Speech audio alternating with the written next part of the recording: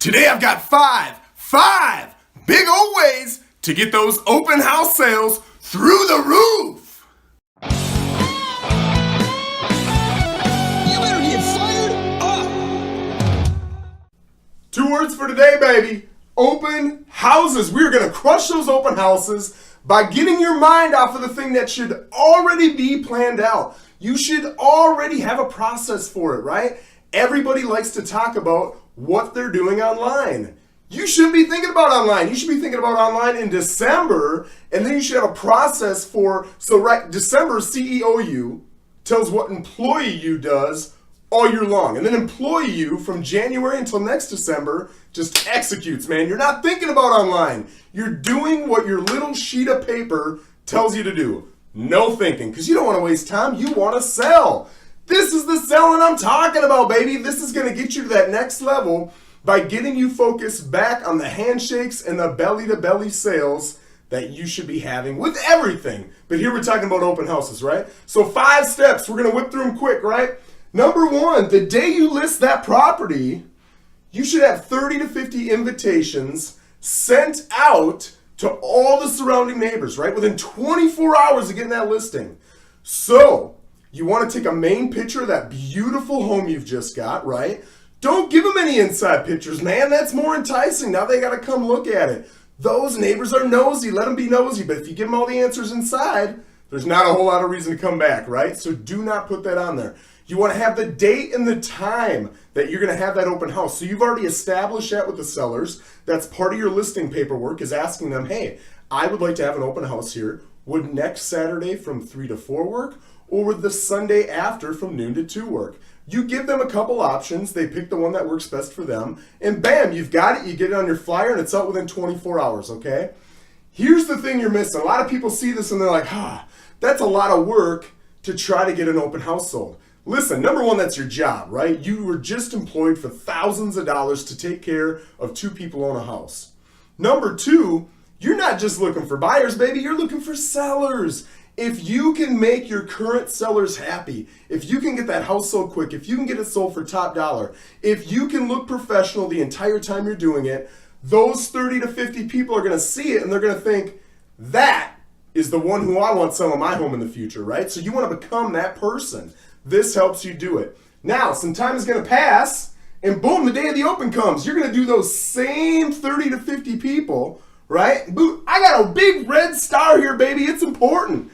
Same 30 to 50 people. You're going to come around and say, hey, Joe Rosen again, just want to stop by. I know I came back 2 weeks prior, and I told you we're going to have an open. Well, guess what, baby? It's today. I'm excited to see you over there. Come on over. I've got cookies, sandwiches, whatever the heck it is you bring over there. Just come on over, man. Visit. I'd love for you to check the place out, man. And they'll come over. They'll come over. And not only will they come over, but a lot of these guys have the best buyers. Obviously, they've got a place. They might not buy that place. But guess who they want to live there? Their friends. So these are the best people to help you sell. They're the best salesmen you can find for your open houses. So absolutely implement them, right? So now you've come around twice and you've got them going. Now let's talk about signage.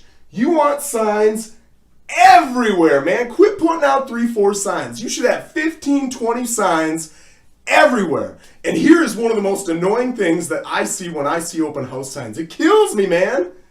Get that date and time on there. You know how many open houses I drive up to, knock on the door, and either the owner answers and says, oh, it's not today, it's tomorrow. Or nobody's there at all. What do, man? It really pushes you away from going to future open houses, at least with that brokerage or that realtor, right? Don't be that guy, man. Put the date and time, custom date and time on your signs. There's a lot of different ways you can do that by buying cheaply some really inexpensive things that allow you to communicate that to the different people looking at your signage. So get that on there, right? Now, you want to be the neighborhood expert. What does that mean? That means if you go back to the base week, right? When I talked about the base week, you aren't just thinking about it, you're adding it to your schedule. You're making it happen. You're adding a chunk of time. I think I've got about 45 minutes to an hour every time you have an open house where you're going to go and you're going to look. What homes are currently on the market? How much are they going for? Maybe you should go preview a couple of them. Have any expired? And maybe that tells me that the prices are a little too high. What's sold? Do I know of any that are coming on? Are there any short sales or foreclosures? What's the general feel of the area? What are the schools like? Man, any question that buyer's going to ask you, you should have the answer. And I'm telling you, this stuff, especially with the internet, man, it is not tough. If you don't know those answers, you're being lazy, baby. This stuff is easy, man. Hop online, get that information, and make yourself a data sheet, right? If you send me any type of message, email, send me a text, Facebook, whatever it is, and you ask for my open house data sheet, I'll give it to you. You don't even have to think, man. All you do is before you're open, you hop on, you fill out all that information. It tells you what to do, right? That was CEO Joe telling employee Joe what to do. And bam, you get to work on it. All you're doing is reacting, baby. All right, so you are the expert. Last, but certainly not least, we've got thank yous. Look at that smiley, huh? I'm not a great drawer, but I can draw a little bit. You get those thank yous for the signs. You're putting out 15, 20 signs in people's yards. They don't have to let you do that. In fact, a lot of them are going to be annoyed. Make sure you request that you can do that. Make sure you get them out there 3, 4, 5 days early. And make sure when you go back to pick them up, man, what a great sales opportunity to come up and knock on the door. Don't just grab that sign and leave, man. Knock on the door and say, hey, Bob, my name's Joe Rosen. My assistant came by a couple days ago. You let her throw my sign in your yard. I just wanted to say thank you.